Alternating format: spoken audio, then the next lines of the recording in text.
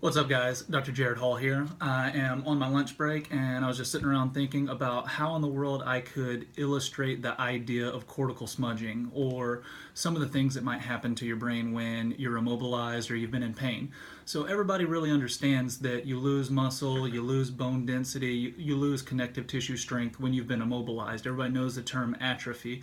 Astronauts go into space and they, develop osteoporosis, they get really weak, their joints just can't handle as much force.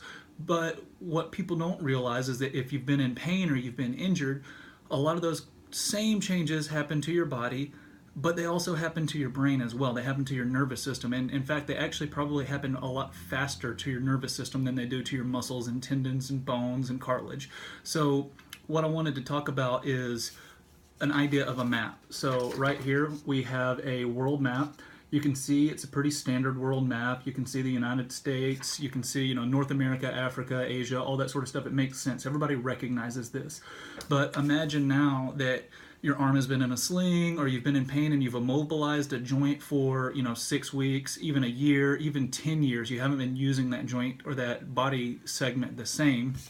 Your brain's understanding of that might look a little bit different. So you might have this wonky picture of what you think everything is supposed to look like. So imagine trying to navigate the world. Imagine trying to, fly or sail from one part of the world to the next or move around judged on this map instead of this map that actually makes a lot more sense, the one that your brain and your body is supposed to understand.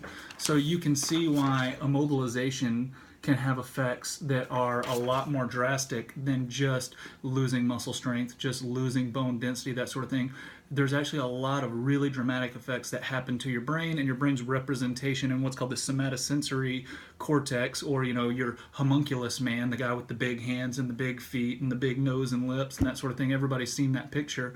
A lot of these changes happen to your brain's awareness and your brain's mapping of your body when you've been in pain or you've been immobilized. So anytime you have a patient or even on yourself and you realize that you've been in pain or moving differently for a while, understand that you've probably had some changes that have occurred in your brain as well.